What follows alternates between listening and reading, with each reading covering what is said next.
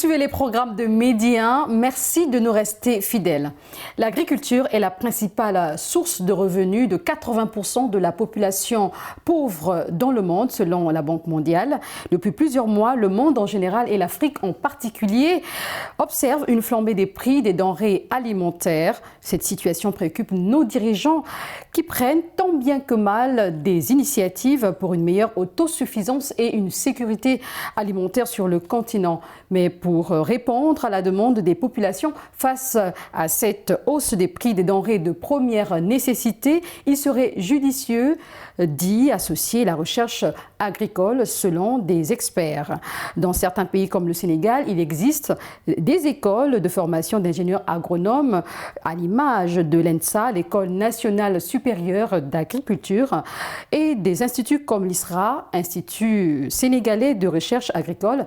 Quelle place de la recherche agricole pour l'autosuffisance et la sécurité alimentaire? C'est le sujet de ce nouveau numéro de Talk Afrique sur Midi 1. Dada Gueye, ingénieur agronomiste, deuxième vice-président à Adensa, conseiller en suivi, évaluation, recherche et apprentissage à ICO. Merci d'être avec nous. Merci. En face de vous, nous avons Dr Oumar Cissé. Vous êtes enseignant-chercheur à ENSA, UIDT, spécialité génie des procédés agroalimentaires. Merci d'être là. Merci. Alors tout à l'heure, je disais que nous allons parler justement de l'autosuffisance. On ne peut pas parler de l'autosuffisance sans penser à la recherche agricole. Déjà, Dada Gueye, selon vous, quelle place doit occuper la recherche agricole pour l'autosuffisance et la sécurité alimentaire de nos terroirs? Aujourd'hui, si on compare nos moyennes en termes de rendement, c'est en dessous de beaucoup de rendements qu'on a dans d'autres pays développés. Alors, ce qui veut dire que la recherche devrait pouvoir permettre quand même de dépasser ces niveaux où nous sommes. Donc, ce qui veut dire que l'État, ou en tout cas les organisations, devraient accorder beaucoup plus d'importance à ce volet-là. Bon, Dieu merci, il y a des institutions quand même qui font de la recherche dans ce pays, mais quand même, force est de reconnaître qu'il faudrait qu'on fasse beaucoup plus d'efforts dans ce sens-là. Parce que, comme on a dit aujourd'hui, on est face à des crises actuellement, et aussi ces crises ont des conséquences aussi sur la sécurité alimentaire. Aujourd'hui, récemment, le CILS vient de produire un rapport dans les pays de l'Afrique, qui concerne les pays de l'Afrique de l'Ouest et du Sahel de façon globale. Mais le constat, il est assez choquant. Il y a beaucoup de personnes aujourd'hui qui vivent en situation d'insécurité alimentaire, et aussi notamment les pays qui sont en crise surtout, mais même les pays qui sont relativement stables comme le Sénégal aussi ne sont pas en reste. Justement, vous avez dit beaucoup de personnes en souffrent, et docteur Cissé, je crois que vous le rejoignez aussi, le constat est clair. Il y a beaucoup de raisons qui expliquent cette insécurité alimentaire. Selon la FAO, la hausse des prix alimentaires est due à l'augmentation de la demande de biodiesel et à des conditions météorologiques défavorables. Qu'en pensez-vous ? Effectivement, parce que quand même, lorsqu'on parle de sécurité alimentaire, pour moi, cela renvoie à plusieurs concepts. Déjà, le premier concept, c'est quoi? C'est par rapport à la disponibilité des aliments. Et le second concept, c'est par rapport à cette disponibilité, mais est-ce que les aliments qui sont disponibles sont de bonne qualité nutritionnelle? Et on se rend compte que si on fait une lecture par rapport à ces deux concepts, que les aliments ne sont pas disponibles parce que les prix ne sont pas accessibles, donc pour les ménages. Et tout ceci peut être expliqué en fait par, disons, la situation géopolitique. On sait qu'il y a une guerre donc, qui fait rage depuis quelques mois, et c'est ça qui expliquerait en fait tout ce qui est recrudescence donc, de l'augmentation du carburant. On sait que tout ce qui est besoin énergétique est extrêmement important au niveau de la production agricole. Mais par ailleurs, on sait également que ces ménages pourraient peut-être pourraient éventuellement utiliser donc, les produits qui sont produits donc, localement, les aliments qui sont disponibles localement. Et peut-être cela permettra tant soit peu de contrebalancer avec les produits qui nous proviennent, disons, de l'extérieur, en vue d'éviter en fait cette insécurité sur le plan alimentaire. Et donc justement, l'Afrique n'est pas en reste concernant cette flambée des prix alimentaires. Et je ne sais pas si vous partagez cet avis, que cela est dû à la crise ukrainienne. Est-ce que vous êtes d'accord par rapport à cela? Bon, oui, en fait, je me dis toujours que la crise finalement donc, a bon dos. Mais quand même, si on réfléchit plus loin, on se rend compte que, bon, avant même la crise, le Sénégal, ou les Sénégalais peut-être, la part des ménages au Sénégal, étaient confrontés à ce problème d'insécurité alimentaire. Et ça, ce n'est pas lié en fait à l'aspect nutritionnel des aliments, mais c'est par rapport à leur disponibilité. Et ce qui l'expliquerait, en fait, c'est le changement des habitudes alimentaires. Parce que si vous regardez bien, la plupart des produits que l'on consomme sont des produits qui nous viennent de l'extérieur. Donc si vous dépendez de l'extérieur, cela veut dire s'il y a une perturbation, une crise sur le plan socio-économique ou géopolitique, forcément ça va se répercuter sur les prix des aliments. Pour moi, ce qui serait beaucoup plus simple, c'est de pouvoir consommer les produits qui sont disponibles. Donc les produits, disons, de chez nous. Que ce soit au Sénégal, parce que là, nous parlons de façon générale du Sénégal ou encore d'autres pays. Bien sûr, oui. Bien sûr.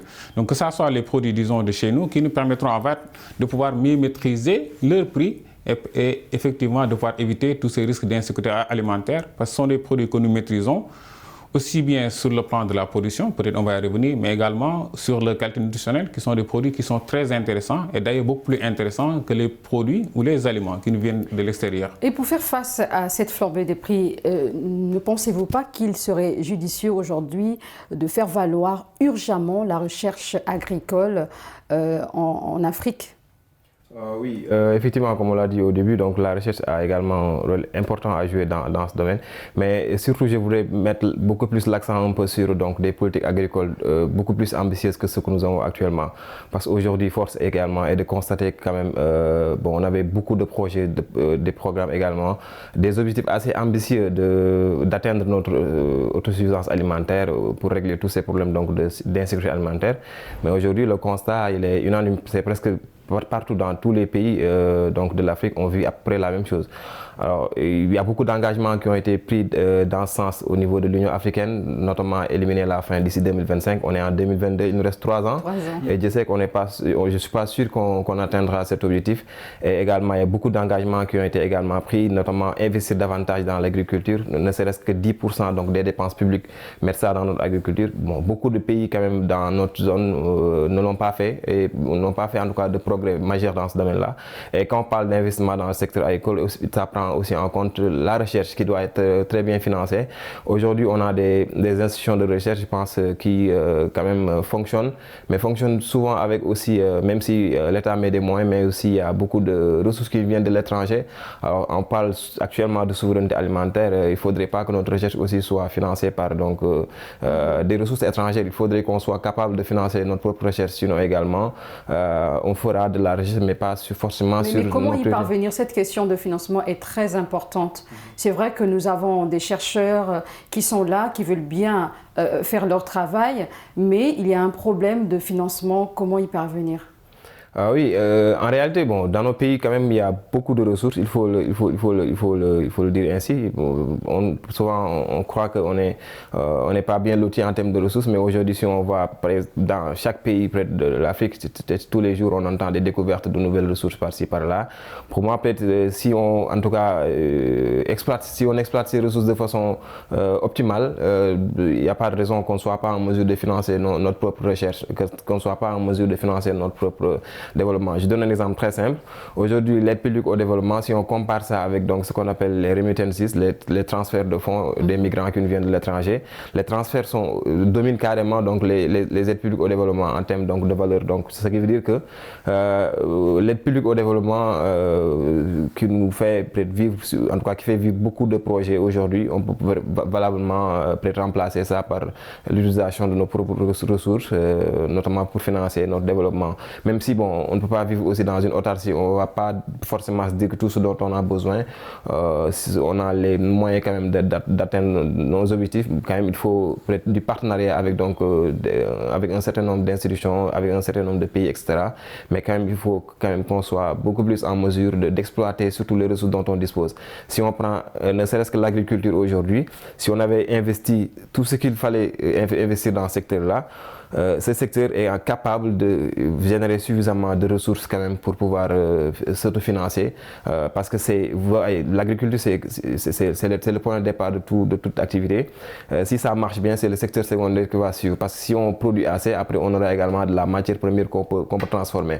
Et en ayant de la matière première à transformer, ça fait fonctionner l'industrie, etc. Et ça fait rentrer également donc, les ressources. Donc, alors, quand on parle de l'autosuffisance et la sécurité alimentaire, on y voit les chercheurs agricoles, les producteurs, les agriculteurs, les commerçants, les consommateurs.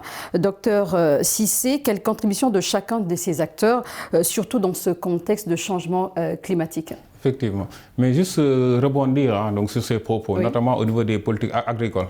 Parce qu'on s'est rendu compte au Sénégal depuis les années 80, où c'était du temps du NPA, donc la nouvelle politique agricole, la part des démarches visait en fait les cultures commerciales. Je peux donner l'exemple de l'arachide, dans la trituration ou dans la production d'huile. Je peux également donner l'exemple du coton. Ce qui veut dire que ces produits qui étaient destinés, donc ces produits qui étaient obtenus via l'agriculture, étaient plus destinés au marché étranger, au détriment des cultures vivrières. Et c'est ça qui a fait que dès lors que ces produits ont perdu donc en valeur, je fais référence donc au coton, je fais référence à l'arachide, et c'est ça qui a fait que l'agriculture est de plus en plus donc délaissée. Et c'est ça en fait qui me permettra en fait de rebondir à votre question, parce que lorsqu'on parle de distribution, parce que ça soit les consommateurs, que ça soit les transformateurs, tout ça relève en fait de la chaîne de valeur agricole. Mais pour que la chaîne de valeur puisse être valorisée, il faudrait en fait que la matière première soit disponible. Et vu que l'agriculture donc est délaissée, ce qui veut dire qu'il n'y a pas suffisamment de produits, et ce qui pourrait être même donc à l'origine de cette flambée des prix. Donc, tout à l'heure, on discutait, on se disait que oui, moi je ne comprends pas au Sénégal, actuellement le prix du niébé est autour de 2000 francs. 2000 francs CFA. 2000 francs CFA. Donc le prix du riz est autour de 700-800 francs, le prix du mil plutôt. Ce qui veut dire, si on compare par rapport au riz, qui est un produit de grande consommation au Sénégal, ce qui veut dire que là, il n'y a pas de compétitivité. Et c'est ça en fait qui va exposer davantage le consommateur à ces risques, disons, d'insécurité alimentaire. D'accord. Et lorsqu'on parle des filières agricoles, les filières agricoles va de la production jusqu'à la consommation, en passant par la transformation, la conservation, le transport, entre autres. Et Dada Gueye, vous êtes ingénieur agronomiste. Dites-nous comment mettre tous les acteurs de la chaîne en synergie pour que chacun puisse tirer son épingle du jeu. Oui, je pense que tout doit partir quand même d'une vision très claire déjà de ce qu'on veut de notre agriculture. Et quand on parle de vision, on parle également de politique agricole, d'accord? Donc l'agriculture, c'est un métier qui touche également à beaucoup d'autres métiers. Donc vous avez parlé tout à l'heure de la production. Donc dans l'analyse des chaînes de valeur, on parle donc de la fourche à la fourchette, donc pour dire qu'on laisse personne derrière. Alors il y a le financier qui finance, il y a le fournisseur d'intrants qui fournit ses intrants, il y a le fournisseur de services, il y a le producteur en tant que tel, il y a le transformateur, il y a celui qui assure le transport, etc. Il y a la recherche, etc. Et il y a la consommation. Donc ce qui veut dire que on est appelé à travailler ensemble, d'accord? Tous ces acteurs sont appelés à travailler ensemble pour le fonctionnement donc des chaînes de valeur, pour de la création de valeur, etc. Parce que tout simplement, chacun ne peut pas, si vous voulez, évoluer dans son propre coin. Ce qui veut dire qu'il faut beaucoup plus de cohérence et beaucoup plus également de synergie entre ces acteurs-là. Et c'est ce qui fera qu'in fine, on va avoir également des chaînes de valeur très compétitives sur tous les plans. Aujourd'hui, si on prend nos chaînes de valeur agricoles, peu d'entre elles sont compétitives. Je prends juste sur le cas, par exemple, du prix. Aujourd'hui, je donne l'exemple de l'oignon. Quand on produit de l'oignon, par exemple, ici au Sénégal, on est obligé de faire ce qu'on appelle du gel. Donc, on arrête les importations parce que tout simplement, l'oignon importé ne peut pas compétir avec notre oignon produit localement. Ce qui veut dire que jusqu'à présent, aujourd'hui, malheureusement, nos chaînes de valeur ne sont pas encore suffisamment compétitives. Et pour qu'elles soient suffisamment compétitives, il faudrait beaucoup plus de synergie, mais également, il faudrait qu'on soit en mesure quand même de... Mais qu'est-ce qui manque justement? Pourquoi on n'y arrive pas jusqu'à présent? Ouais, je donne un exemple très simple. Aujourd'hui, par exemple, sur l'oignon, bon, on a investi beaucoup d'argent, il faut le reconnaître, mais jusqu'à présent, on importe, en 2021, par exemple, on a importé près de 170 000 tonnes, d'accord, d'oignons. Pourtant, on nous dit qu'on est autosuffisant en termes de production, parce qu'on nous dit qu'actuellement, on est à 400 000 tonnes. 400 000 tonnes, ça dépasse les besoins en termes d'oignons, d'accord, parce que nos besoins, ça tourne autour de 350 000, 370 000. Donc, ça veut dire quoi? Le problème principal, c'est que tous les producteurs produisent au même moment et malheureusement il y a une bonne partie de l'année où on ne produit pas suffisamment. Bon, c'est vrai, il y a des défis également climatiques parce que aussi il y a une bonne période également pour produire. Il est extrêmement difficile de produire de l'oignon par exemple pendant la saison par exemple des pluies, etc. Mais pour moi c'est des défis également qui peuvent trouver aussi des solutions. C'est pas quelque chose d'impossible, d'accord? Mais d'où l'importance aussi de la recherche à ce niveau-là. Tout à fait, parce qu'aujourd'hui si je prends juste le cas, je parle même même pas de l'oignon, mais des cultures, si vous voulez, horticoles ou bien maraîchères de façon beaucoup plus spécifique. Il n'y a aucune semence, par exemple, maraîchère qui est produite localement, par exemple. Et c'est le cas pour beaucoup de nos pays. Alors ça pose problème, ça veut dire que nous, on dépend jusqu'à présent des autres pays tels que par exemple la Hollande ou d'autres pays pour donc, ces semences-là. Donc ça veut dire que sur ce plan aussi, la recherche devrait jouer sa partition au moins quand même pour nous permettre en tout cas d'avoir accès à ces semences qui puissent être utilisées et des semences produites localement. Et ça fait booster également, ça va booster certainement l'économie, mais ça va booster également, si vous voulez, notre production. Parce qu'aujourd'hui, même sur les rendements, on est très en retard. Par exemple, si on prend le rendement pour l'oignon, aujourd'hui les producteurs ils tournent autour de 30 tonnes à l'hectare, etc. Là où par exemple les autres sont capables d'aller jusqu'à 80 tonnes, etc. et plus de 80 tonnes à l'hectare. Donc ça veut dire que jusqu'à présent pour moi, en tout cas il y a des efforts à faire dans ce sens-là, notamment pour améliorer, si vous voulez, la compétitivité de nos chaînes de valeur agricole. Docteur Cissé, vous êtes enseignant-chercheur à INSA. Cette école, l'école nationale supérieure d'agriculture, qui vient de fêter ses 40 ans. Dites-moi un peu, quelles sont les différentes formations proposées aux étudiants? D'accord. Donc l'ENSA, en fait, c'est une école nationale donc, qui forme des ingénieurs spécialisés en agronomie. Et lorsqu'on parle d'agronomie, en fait, c'est tous les aspects, disons, à l'agronomie, disons, l'agriculture au sens large. Donc, ce qui veut dire qu'au niveau de l'ENSA, il y a notre cœur de métier qui est la formation d'ingénieurs. Et au niveau de cette formation d'ingénieurs, on a 4 spécialités. On forme des ingénieurs donc agronomes avec pour spécialité donc génie donc rural. Ce sont des ingénieurs qui s'occupent de tout ce qui est canalisation, tout ce qui est procès d'irrigation. Il y a également la spécialité donc en économie. Donc en économie et en sociologie rurale, ce sont des agroéconomistes comme on les appelle. Ce sont des ingénieurs qui maîtrisent donc tout ce qui est aspect chaîne de valeur, qui maîtrisent les interactions entre les différentes chaînes, que ce soit de la fourche donc à la fourchette.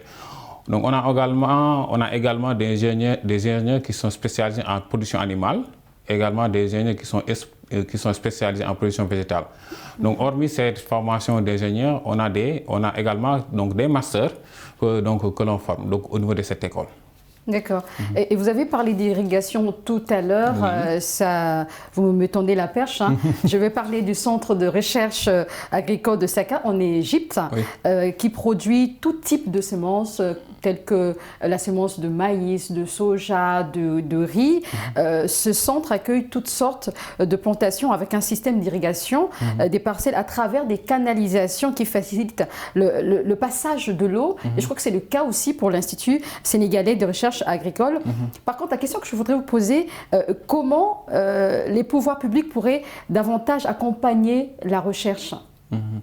L'accompagnement de la recherche, en fait, ça, c'est un long débat, jusqu'à présent, qui n'a pas encore trouvé son épilogue. Parce que la plupart des financements que l'on reçoit au niveau de la recherche, en fait, nous proviennent de l'extérieur. Et en fait, c'est le bailleur qui vous dicte, en fait, quels sont les aspects de la recherche qu'il souhaite que vous, là, en fait, où vous devez donc aller. Et c'est ça, en fait, qui nous empêche donc réellement de trouver ou de travailler donc sur nos propres donc, thématiques. Et si on tient donc à le faire, on est obligé donc de le faire donc en fonds propres. Et ce qui veut dire qu'en fait, c'est l'État en fait qui devrait organiser toute cette politique pour que les chercheurs sénégalais eux-mêmes puissent travailler sur des thématiques d'intérêt.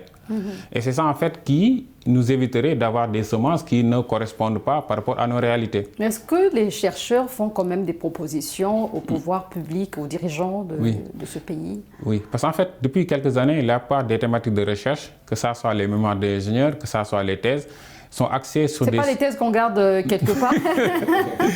Oui, en fait, parce que... Il y a beaucoup de recherches, ça, je suis d'accord, mais après, j'ai l'impression qu'on n'utilise pas vraiment ce savoir. En fait, oui, tout à fait, parce que quand même, les résultats de recherche, comme je l'ai dit tout à l'heure, doivent être adaptés par rapport à notre contexte. Mais quand même, en tant que chercheur, en fait, on est limité. Parce que nous, ce qu'on peut faire, on peut produire de nouvelles connaissances, on peut produire de nouveaux résultats. Mais l'application des résultats de la recherche, en fait, ça, c'est plus donc, du ressort donc, de l'université. Peut-être il faudrait trouver un pont entre les résultats de la recherche qui sont obtenus et de pouvoir donc l'appliquer au niveau du terrain. Mais juste pour dire qu'au niveau de la valorisation des produits agricoles, donc, il y a pas mal de recherches. Hein. Et d'ailleurs, donc, au niveau du l'oignon, la part des recherches ont montré que les variétés qui sont disponibles ici au Sénégal ont une teneur en eau très élevée par rapport à la variété donc, qui nous vient donc, de l'extérieur. Et c'est ça en fait, si vous demandez donc aux dames, ils vont vous dire que oui, nous on préfère l'oignon qui vient de l'extérieur. Parce que c'est une variété qui est beaucoup plus facile à être conservée. Et pas mal de travaux ont montré que oui, pourquoi on peut essayer véritablement de faire la transformation de cet oignon local pour pouvoir le transformer donc, en poudre ou pouvoir donc, le travailler et le mettre sous forme de conserve. Et cela permettra en fait de limiter les pertes post-récolte. Parce que pour la plupart des produits de grande consommation, je peux donner l'exemple des fruits et des légumes, on n'a pas de problème en termes de quantité de production, mais on a en termes de disponibilité, parce qu'au niveau des zones de production, pour l'acheminer au niveau des marchés, on a des pertes post-récolte qui sont très élevées. Ce qui veut dire qu'il faudrait mettre beaucoup plus d'énergie, bon, pas dans la recherche parce que les résultats sont disponibles, mais au moins au niveau de la création ou de la maîtrise de chaîne de valeur, en mettant en place, disons, des unités de production. D'accord, je vois. Et ça me rappelle justement le discours du président Macky Sall, c'était le 4 avril 2022, il disait produire ce que nous consommons et consommons ce que nous produisons. Alors, quelle place pour la recherche dans ce processus au Sénégal ? Oui, il a raison de dire produire ce que nous consommons et consommer également ce que nous produisons, parce que aussi, on ne peut pas parler aussi de souveraineté alimentaire. Pour rappel, le ministère de l'Agriculture vient de changer de nom récemment. Maintenant, on a introduit ce volet souveraineté alimentaire, ce qui veut dire quand même on donne une place importante à cela, d'accord? Donc ça veut dire qu'aussi, si on met le focus sur la souveraineté alimentaire, on doit faire l'effort quand même de pouvoir produire ce dont les Sénégalais ont besoin. Et aujourd'hui, force est de constater quand même il y a des produits d'accord, qui sont consommés en grande quantité par le Sénégal. Je donne l'exemple du riz, d'accord, qu'on trouve presque partout au Sénégal. Je dis, en tout cas à midi, c'est presque le repas qui est servi presque partout au Sénégal. On ne peut pas consommer cette production, par exemple, si vous voulez, ce produit, avec de grandes quantités et aussi dépendre plus de 50% des importations. Je donne l'exemple juste pour ce riz. L'année dernière, en 2021, on a importé plus de 1 100 000 tonnes de riz. D'accord? Donc ça veut dire quand même qu'il faut renverser la tendance. Pour moi, aujourd'hui, il faut aller beaucoup plus vers une production qui nous permet en tout cas de pouvoir avoir ce dont on a besoin pour la consommation. Il y avait un programme dans ce sens qui s'appelait PENAR qui avait pour objectif d'atteindre ce qu'on appelle l'autosuffisance en riz. Alors, c'est un projet qui avait pris fin en 2017. L'échéance était 2017. En 2017, on devait être autosuffisant en riz. Malheureusement, le constat est qu'on a dépassé 2017 et on n'est pas encore autosuffisant également sur ce riz. Il y a des efforts quand même qui sont en train d'être faits, mais juste pour parler de la recherche dans ce domaine, aujourd'hui, en tout cas en 2017, on avait constaté que les rendements étaient en train de baisser. Parce que quand on a fait l'évaluation, en 2012, les rendements étaient autour de 4 tonnes à l'hectare pour le riz. En 2017, ces rendements étaient de 3 tonnes à l'hectare, ce qui veut dire qu'on est en train de baisser sur les rendements. Donc c'est des contre-performances. C'est vrai, la production a augmenté, il faut le reconnaître, mais la production a augmenté parce que les surfaces emblavées ont augmenté. Et on sait très bien qu'on a une superficie limitée. D'accord, on ne peut pas continuer ex nihilo à pouvoir emblaver plus de superficie. On va s'arrêter quelque part, là où s'arrêtent nos territoires, d'accord, et nos terres arables. Et ce qui veut dire, ce qu'il nous reste, c'est vraiment de travailler sur les rendements. Et pour travailler sur les rendements, la recherche a effectivement un rôle très important dans ce sens. Dieu merci, il y a beaucoup de variétés de riz aujourd'hui qui sont en tout cas produites par la recherche. Mais c'est comme vous venez de dire tout à l'heure, il y a beaucoup de variétés de riz, mais combien sont utilisées? Donc, ce qui veut dire parfois aussi, il y a une rupture entre la recherche et parfois l'application, si vous voulez, le conseil agricole, la vulgarisation. Même si on a des entités qui doivent s'occuper de ça, mais quand même, le constat, il est amer, c'est que ça ne fonctionne pas très bien. D'accord. Et toujours avec vous, je vais m'adresser à vous, Monsieur Dada Gueye, selon vous, la recherche agricole peut-elle contribuer à garantir l'autosuffisance et la sécurité alimentaire en Afrique? Bien sûr, parce que pour moi, la recherche doit être déjà en amont. La recherche est en amont, en aval, mais si vous voulez également, même dans les chaînes de valeur agricole également. Parce que quand on parle de recherche, c'est pas que la recherche pure, d'accord, il y a la recherche également dans les sciences sociales, etc. Et tout ça, c'est extrêmement important. Mais je reviens sur un point également qui est extrêmement important pour moi. Si nous voulons également faire jouer la recherche son rôle, il faut également qu'on soit également capable aussi d'investir au moins sur les ressources humaines. Parce que je donne un exemple très simple. Aujourd'hui, on parle quand même de capital humain, Mais il y a 2 ans, j'avais lu un article selon lequel il y a beaucoup de départs malheureusement au niveau donc, des centres de recherche, des institutions de recherche au Sénégal. Certainement, il y a des raisons et ce qui veut dire qu'on doit faire beaucoup plus d'efforts dans ce domaine-là. Et aujourd'hui également renforcer surtout les écoles également qui forment ce capital humain. Le temps nous est imparti et nous sommes arrivés justement à la fin de cette émission. C'était intéressant ce que vous étiez en train de développer. À l'instant, Dada Gueye, vous êtes ingénieur agroéconomiste, 2e vice-président à ANDASA, c'est ça, conseiller en suivi et évaluation, recherche et apprentissage à ICO. Merci. Merci, c'est moi qui vous remercie. Et en face de vous, Dr Oumar Cissé, vous êtes enseignant-chercheur à ENSA. Merci à vous d'avoir répondu à nos questions. Merci à vous de nous avoir donné cette opportunité de parler de la sécurité alimentaire, de l'autosuffisance alimentaire, qui est un sujet au-delà du Sénégal, donc intéresse donc la part donc, des pays de l'Afrique. Merci beaucoup. Merci à vous. C'est la fin de cette émission. Merci de l'avoir suivi et à très bientôt sur Média.